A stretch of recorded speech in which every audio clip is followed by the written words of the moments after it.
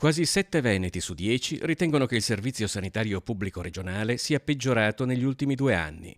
È il risultato di un'indagine della Fondazione Corazzine per la CISL del Veneto, i cui risultati sono stati resi noti a Mestre. I questionari sono stati distribuiti ad un campione di oltre 3.500 persone, il 31% delle quali ha dato una valutazione globalmente negativa del servizio sociosanitario. Poco meno di 1 su 10 si è dichiarato soddisfatto. Una percezione negativa che non si focalizza solo sulla lunghezza delle liste d'attesa. Intanto c'è un problema di risorse da destinare al sistema sociosanitario, questa è una questione che noi stiamo affrontando a livello nazionale e anche a livello regionale.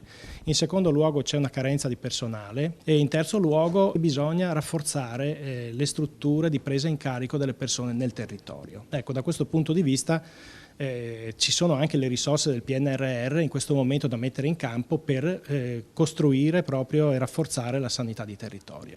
Il sistema sanitario veneto era generalmente percepito come un'eccellenza e forse questo ha contribuito ad un giudizio severo sul suo stato attuale, misto al timore che le cose possano peggiorare ancora. I cittadini non hanno visto ancora un segnale netto di tendenza inversa e quindi la preoccupazione che le cose possono andare come stanno andando adesso e nelle risposte la preoccupazione che ci si debba rivolgere sempre verso alla sanità privata o comunque a pagamento e quindi con la preoccupazione che il nostro sistema sanitario venga depotenziato, mentre invece la richiesta forte che invece venga fortemente mantenuta.